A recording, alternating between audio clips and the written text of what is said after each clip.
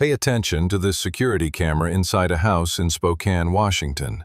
A woman stands at the alarm panel near her front door. She types in the code. The system beeps. Armed. Stay mode. She walks toward her bedroom. She feels safe. Now, watch this. Different camera, same house. The garage. It is empty. No car inside. Hours earlier. The garage door did not close all the way that morning. 8 inches of space at the bottom, enough for someone to slide underneath. And someone did. A man. He slides under the gap. He stands up inside the garage. He walks to the interior door. He enters the house. That woman who just armed her alarm system has no idea someone has been inside since this afternoon. 3 days from now, a hiker will find a yellow nightgown in the woods near Riverside State Park. 1 week from now, Claire Donovan's body will be discovered less than a mile away. This is the story of how a garage door sensor malfunction and 8 inches of space led to 8 hours of terror. And when you see who that man was, you will understand why the people who knew him never saw it coming. Claire Donovan was 29 years old. She worked at the Walmart on North Division Street in Spokane. Stock associate. The person who restocks shelves, rotates inventory, handles the early morning freight deliveries before the store opens. She had been doing it for 3 years. It was not glamorous work, but it was steady, and the overnight differential pay helped. Claire was single, lived alone in a small 2-bedroom house she rented on the east side of town near Gonzaga University. Quiet neighborhood, tree-lined streets, the kind of place where people walk their dogs in the evening and everyone knows the mail carrier by name. She had a routine. Every morning she left for work around 5:30. Overnight shift started at 6. She would drive her Honda Civic the 4 miles to the store, clock in, spend the next 8 hours moving boxes and organizing shelves, clock out at 2 in the 8. Afternoon, drive home, park in the driveway, eat something, sleep for a few hours, wake up around 7 or 8 in the evening, watch TV, go back to bed around 11, wake up at 5 the next morning and do it all again.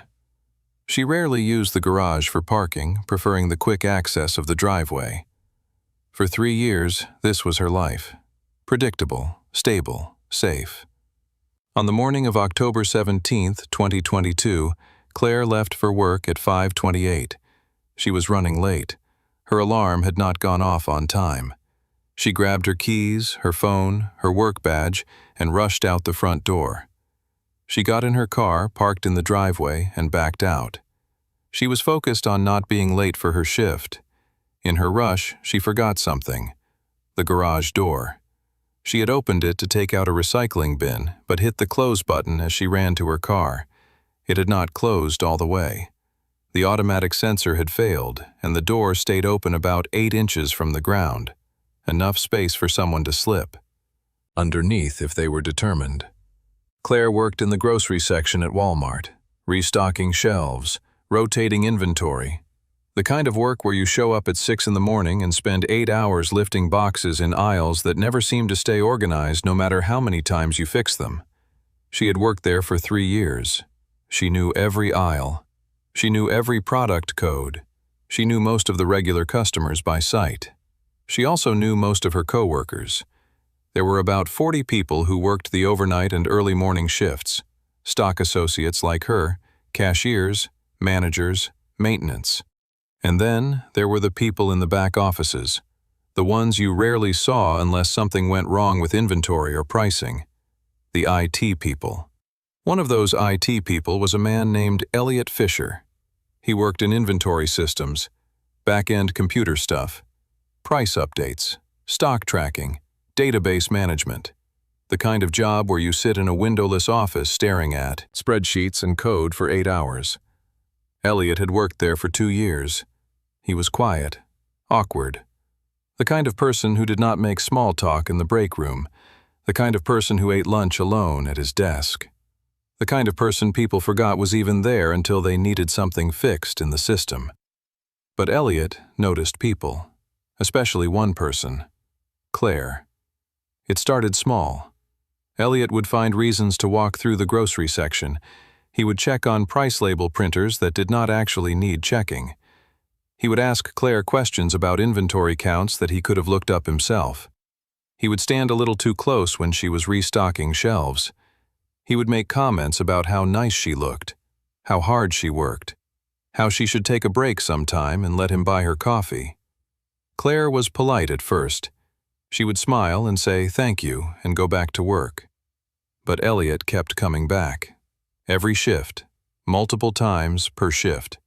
Standing close, talking when she was clearly busy, asking personal questions. Where did she live? Did she have a boyfriend?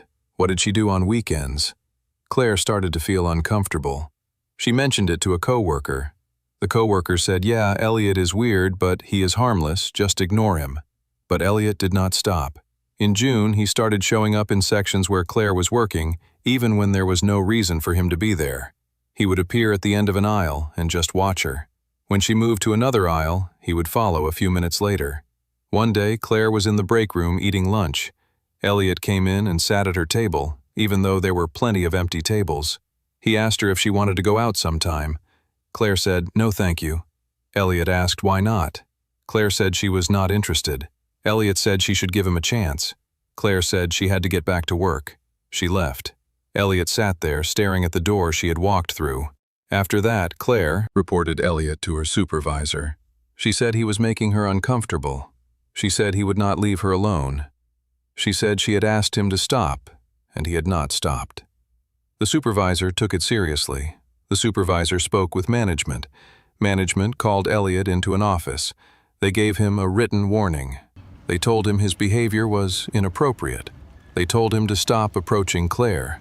They told him to stay in his designated work area unless there was a specific job-related reason to be elsewhere. Elliot said he understood. He apologized. He said it would not happen again. For 2 weeks, Elliot stayed away. Claire thought maybe it was over. Then, one day in early July, she was restocking shelves in the cereal aisle. She heard footsteps behind her. She turned around. Elliot was standing there. He said he just wanted to talk. Claire said she had nothing to say to him. Elliot said he missed seeing her. Claire said he needed to leave her alone. Elliot reached out and touched her arm. Claire pulled away. She told him, "Do not touch me." A coworker saw it happen. The coworker reported it immediately. Management called Elliot back into the office. This time, they fired him. Effective immediately. Collect your things and leave. Elliot did not argue. He did not yell. He just nodded. He packed up his desk. He walked out through the employee entrance. He got in his car. He drove away. That was July 9th, 3 months before Claire disappeared. Claire arrived at work 6 minutes late on October 17th. She clocked in. She apologized to her supervisor. She spent the next 8 hours restocking shelves in the grocery section. Canned goods, pasta, cereal, the same aisles she had been stocking for 3 years. She clocked out at 2:11 in the afternoon. She drove home. She parked in her driveway. She walked to her front door. She unlocked it. She went inside. Everything looked normal. Nothing was out of place. Nothing seemed wrong. She ate a sandwich. She watched half an episode of a show on her laptop. She felt tired. She decided to take a nap before her evening routine. She walked to her bedroom. She changed into comfortable clothes. She set an alarm for 7. She lay down. She fell asleep. She had no idea that 30 minutes earlier someone had walked through her garage door and was now hiding in the spare bedroom at the end of the hall. At 7:14 that evening, Claire's phone alarm woke her up. She got up. She felt groggy. She walked to the kitchen. She made coffee. She checked her phone. Text messages from a friend asking if she wanted to meet up that weekend. She replied saying, maybe. She sat on her couch. She drank her coffee. She watched TV. Around 10:30, she felt tired again. She decided to go to bed early. She brushed her teeth. She locked her front door. She walked to the alarm panel. She typed in the code. Armed. Stay mode. The system beeped confirmation. She felt safe. She walked to her bedroom. She got into bed. She set her alarm for 5 the next morning. She turned off the light. She closed her eyes. 20 feet away, behind a closed door, someone was listening to every sound she made. Claire Donovan did not show up for work on October 18th. Her supervisor called her phone at 6:15 in the morning. No answer. This was unusual. Claire was never late without calling. She never missed shifts. Her supervisor tried again at 6:30. Still no answer. At 7, the supervisor called Claire's emergency contact, her mother, who lived in Seattle. Her mother said she had not heard from Claire in 2 days, but that was normal. They usually talked on weekends. Her mother said she would try calling. She did. No answer. By 8 in the morning, Claire's mother was worried. By 9, she had called the Spokane Police Department. She told the dispatcher Claire had a medical condition that required daily medication.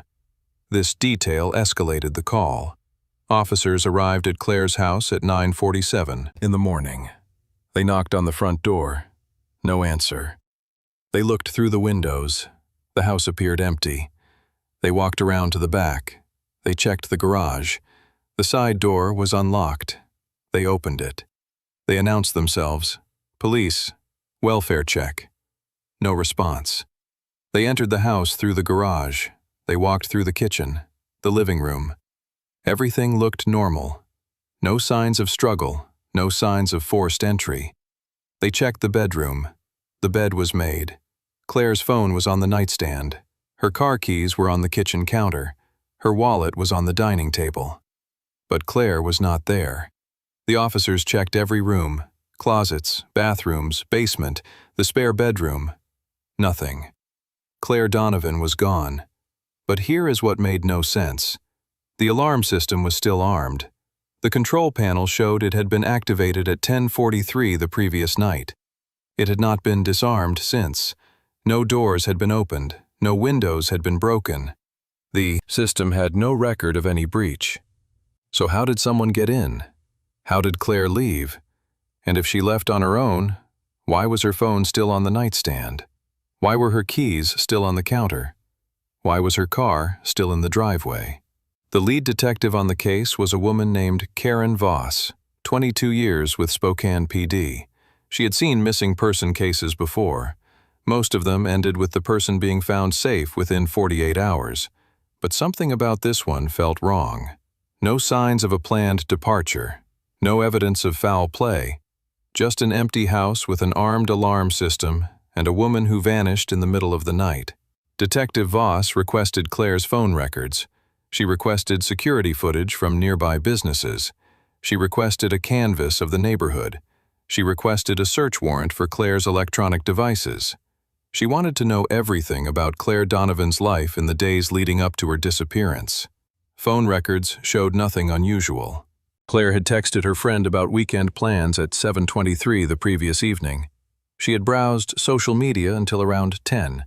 Her last activity on her phone was setting an alarm for 5 in the morning. After that, nothing. No calls, no texts, no internet usage. Her phone had remained in the house, stationary, on the nightstand, until officers found it the next morning. Canvas of the neighborhood revealed little. No one had seen anything unusual. No strange vehicles, no suspicious people. One neighbor mentioned hearing a car door close around 11:30, but could not identify the location. Another neighbor saw a dark sedan parked 2 streets over that afternoon, but could not recall details. Security footage from a convenience store 3 blocks away showed Claire's car at 2:17 that afternoon. After that, her vehicle never moved. Detective Voss was stuck. The alarm log said no entry. The doors were locked. But then she noticed the garage door. It was slightly askew. The sensor had failed, leaving an 8-inch gap at the bottom. She also noticed Claire had a personal security camera inside the garage, pointing at the interior door connecting the garage to the house. Detective Voss retrieved the storage drive. At the station, she reviewed the footage. It was the key to the entire mystery. The video showed the garage was empty. No car inside, just the concrete floor. The bottom of the frame captured movement, a shadow on the floor. Then, a figure slid underneath the 8-inch gap of the garage door. A man. He stood up inside the empty garage. He was wearing a dark hoodie and jeans. He dusted himself off. He walked calmly across the garage to the interior door. He turned the handle. It was unlocked. He opened it, stepped inside the house, and closed the door behind him. He disappeared from the frame. Detective Voss stared at the screen. He was inside. He had been inside the house for over 7 hours before Claire even set her alarm. But how did he get out without triggering the alarm? Voss checked the logs again. She looked closer at the timestamps. 10:43 p.m. System armed, stay mode. 11:24 p.m. System disarmed, valid code entry. 11:25 p.m. System armed, away mode. The away mode provides a 60-second exit delay. Someone disarmed the system, then immediately rearmed it with an exit timer. This allowed them to open a door and leave without triggering the siren. The killer knew the code. Detective Voss now knew how he got in and how he got out. But who was he? Forensic analysis of the crime scene provided the answer. DNA collected from under Claire's fingernails matched someone in the national database. Elliot Fisher. Elliot Fisher. The IT worker who had been fired for harassing Claire. The man who had touched her arm after being told to stay away. The man who had been obsessing over her for months. Detective Voss pulled his full file. 33 years old, lived with his mother in a house on the north side of Spokane, about 6 miles from Claire's address. Unemployed since July. No social media presence, no friends that investigators could identify. Just him and his mother in that house. Detective Voss obtained a warrant to search Elliot's home and vehicle. Officers executed the warrant on October 28th. Elliot was not home. His mother said he had left early that morning in his car and she did not know where he went. She said he had been acting strange for the past week, staying in his room, not eating much, staring at his computer for hours. She said she asked him what was wrong and he said nothing. Officers searched his bedroom. They found a laptop, a notebook, printed photos of Claire taken from social media. Some of the photos had been enlarged and taped to the wall behind his desk. Maps with Claire's address circled in red marker. A work schedule that matched Claire's shifts at Walmart from before he was fired. He had kept tracking her schedule even after he was terminated. In the notebook, there were pages and pages of handwritten entries, dates, and times. October 3rd, 2:15, she left for work. October 5th, 2:12, she came home. October 9th, 2:20, she came home with grocery bags. October 12th, she did not leave house all day. October 15th, 2:18, she came home wearing blue jacket. He had been watching her house for weeks. On October 16th, he wrote something different. Tomorrow, side door, wait. On October 31st, Elliot Fisher was located at a budget motel in Coeur d'Alene, Idaho, less than 40 miles from Spokane. Local police surrounded the motel. Elliot surrendered without resistance. He was transported back to Spokane and booked into county jail. In the interrogation room, Elliot remained silent initially, but after 2 hours, he broke and confessed everything. He admitted obsessing over Claire since he first saw her. After being fired, he could not stop. He drove by her house repeatedly. He learned her schedule, watched through her windows. He saw her enter the alarm code multiple times. He memorized it. On October 17th, he noticed the garage door gap. He slid underneath into the empty garage. He hid in the spare bedroom and waited 7 hours. When she armed the alarm that night, she had no idea he was already inside. He went to her room while she slept. She woke up screaming. He panicked and struck her. He explained how he left. He knew the alarm code. He disarmed the system. He carried her body out to the garage, then opened the main garage door from the inside button. He brought his car, which he had parked down the street, up the driveway. He loaded her body. Before driving away, he ran back to the keypad, armed the system in away mode to give himself 60 seconds, and left. He drove to Riverside State Park and left her in the woods. Elliot Fisher pleaded guilty to first-degree murder, burglary, and stalking. He received life without parole. Claire's mother told the court her daughter did everything right.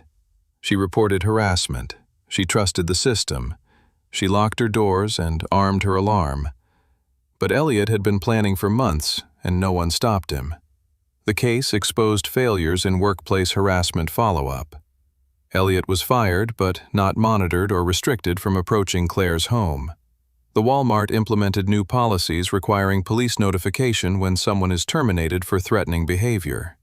The house sits empty now. Neighbors remember the police cars and search teams. They think about Claire arming her alarm, believing she was safe, while Elliot listened from the spare room. One forgotten moment that morning led to 8 hours of terror that night. Alarm systems only work if no one is already inside. Workplace harassment does not end with termination. Obsession needs no logic, and violence needs no warning. Claire did everything right, but Elliot spent months planning, and no system stopped him. If you feel unsafe at work, report it and involve authorities. If you have an alarm, check every entry before arming it. If you live alone, vary your routine. Trust your instincts. Awareness and vigilance save lives. Sometimes the most dangerous person is already inside, waiting in the darkness.